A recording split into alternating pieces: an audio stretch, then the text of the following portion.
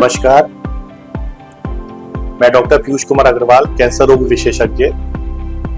मैं आज आपसे स्तन कैंसर के विषय में बात कर रहा हूँ। स्तन कैंसर भारत में महिलाओं में सबसे ज्यादा आने वाला कैंसर है और आश्चर्य की बात यह है कि इस स्तन कैंसर का हम डिटेक्शन बहुत अर्ली स्टेज में कर सकते हैं अगर हम जागरूक हों तो। इसके लिए हम डॉक्टर को दिखा सकते हैं, स्वयं हमें अपना एग्जामिनेशन कर सकते हैं स्तन का, और कोई भी गांठ हो तो कैंसर रोग विशेषज्ञ से मिल सकते हैं, या हम अल्ट्रासाउंड ब्रेस्ट का या मेमोग्राफी करा के इसको अर्ली स्टेज में पकड़ सकते हैं। आज की तारीख में काफी इसमें रिसर्च हुई है और इसके इलाज में कई तरह की विधियां इस्तेमाल होती हैं, जैसे कि सर्जरी, विकिरण चिकित्सा जिसको रेडियोथेरेपी बोलते हैं, कीमोथेरेपी, टारगेटेड थेरेपी, इम्यूनोथेरेपी, कई तरह की इलाज उपलब्ध है। बस जानना यह है कि कोई भी एक इलाज पूरा स्तन कैंसर को इलाज करने में सक्षम नहीं है। इसका मतलब हो सकता है कि किसी महिला के स्तन कैंसर में हमें ऑपरेशन करना पड़े, कीमोथेरेपी करना पड़े और रेडियोथेरेपी, या किसी महिला में हमें ऑपरेशन करना पड़े और रेडियोथेरेपी, या अर्ली स्टेज का हो तो केवल हो सकता है सर्जरी करना पड़े। तो हमारे यहाँ सबसे बड़ी दिक्कत यह है कि मरीज को पूरा इलाज की जानकारी नहीं मिल पाती। तो हमारे यहाँ आर कैंसर इंस्टीट्यूट और रिसर्च सेंटर में, जो कि भोजीपुरा में स्थित है, हमारे यहाँ टीम ऑफ डॉक्टर्स हैं। हमारे यहाँ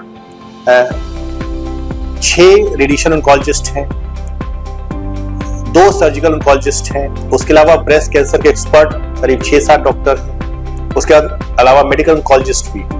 तो हम किसी भी स्तन के कैंसर को जब मरीज आता है तो सबसे पहले सारे डॉक्टर्स उस केस को डिस्कस करते हैं और इस नतीजे पे पहुंचते हैं कि इसके लिए बेस्ट इलाज कैसे है। इसका एडवांटेज ये रहता है कि मरीज को पहले दिन ही पता चल जाता है कि उसको किस किस विधियों से इलाज करा जाएगा और उसमें पूरा खर्चा कितना होगा। वरना आमतौर पर देखा गया है कि एक विधि से इलाज कर दिया गया, जैसे कि ऑपरेशन हुआ, और जब मरीज दूसरी जगह जाता है तो उसे बताया जाता है कि अरे आपको तो विकिरण चिकित्सा भी करनी है, आपको तो कीमोथेरेपी भी करनी है, जिसके ना वो मेंटली तैयार होता है, ना ही उसके पास फाइनेंसेस होते हैं उस चीज को, क्योंकि वो पहले विधि में ही सब कुछ खर्च कर चुका होता है। तो ये हमें आ रहे यहाँ एक यूएसपी है जिसको हम MDC मल्टी डिसिप्लिनरी कमेटी बताते हैं, जिसमें इलाज से पहले ही स्तन कैंसर के सारी विधियों के बारे में और किस तरह से होगा पूरी जानकारी दी जाती है RR कैंसर इंस्टीट्यूट और रिसर्च सेंटर। धन्यवाद।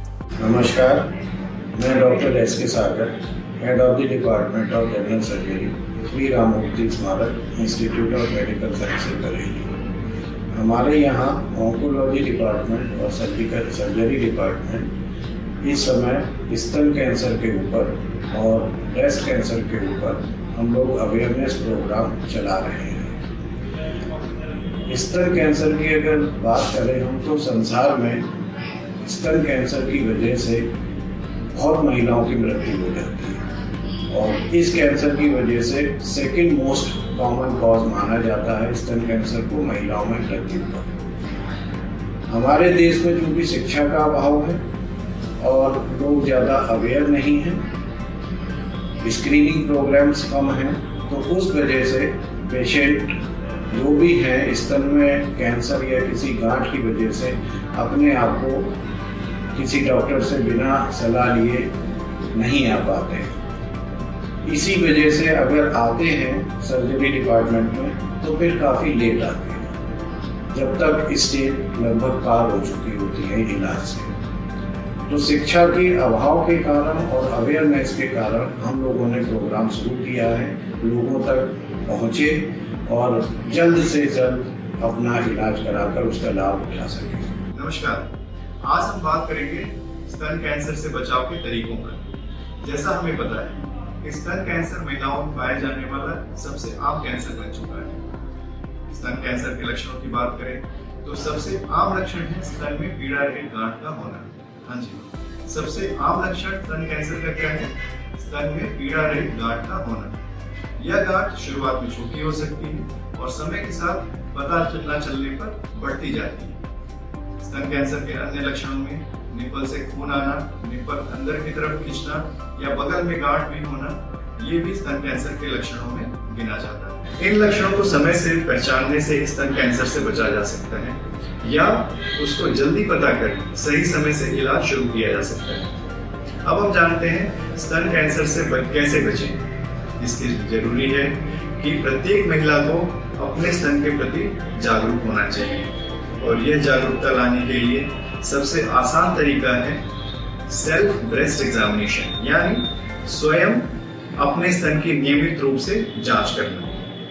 अब हम जानते हैं सेल्फ ब्रेस्ट एग्जामिनेशन कब और कैसे करें। जिन महिलाओं को पीरियड्स आते हैं उन्हें सेल्फ ब्रेस्ट एग्जामिनेशन महीना खत्म होने के बाद करना चाहिए और जिन महिलाओं को पीरियड्स बंद हो चुके हैं उन्हें महीने का कोई एक दिन निर्धारित कर सेल्फ ब्रेस्ट एग्जामिनेशन नियमित रूप से करना चाहिए।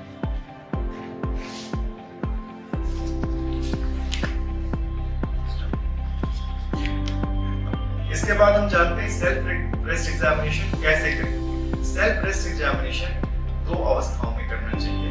पहला, अपने हाथ की 3 उंगलियों से नहाते वक्त शीशे के सामने खड़े होकर गोलाकार रूप में अपने पूरे स्तन को देखना चाहिए।